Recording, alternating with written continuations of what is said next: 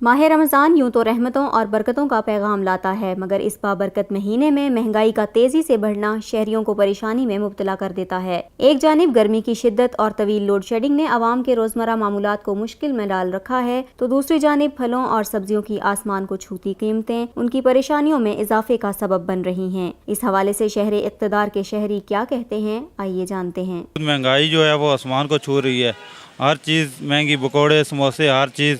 غریب بندہ کیا کرے؟ گورنمنٹ کو چاہیے کہ مہنگائی کے بارے میں سوچے، اور رمضان اتنا مقدس مہینہ ہے کہ اس مہینے میں یعنی کہ چیزیں سستی ہونے کے بجائے مہنگی ہو جاتی ہیں۔ مہنگائی آسمان پہ گھی ہوئی ہے اور پتہ نہیں چاہ رہا کہ کیا بندہ لے۔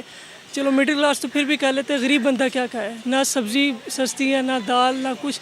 تو بتائے حکومت کیا کہہ رہی ہے؟ 5 سال میں وعدے کہ ہم یہ کریں گے، کیا کچھ بھی نہیں ہے۔ جہاں تک بلوں کا تعلق ہے، میں نے آج 4,000 روپیہ ایک مہینے کا بل جمع کرایا ہے۔ 4,000 وہ میں کہاں سے لایا ہوں؟ میں ریٹائر آدمی ہوں۔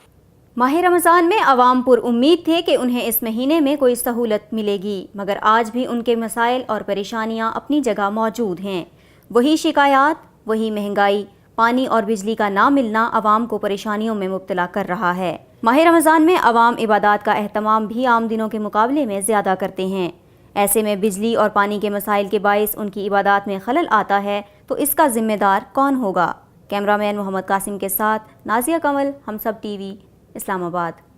Please subscribe to Humsab TV and hit the notification icon on the screen to get the latest updates of our channel.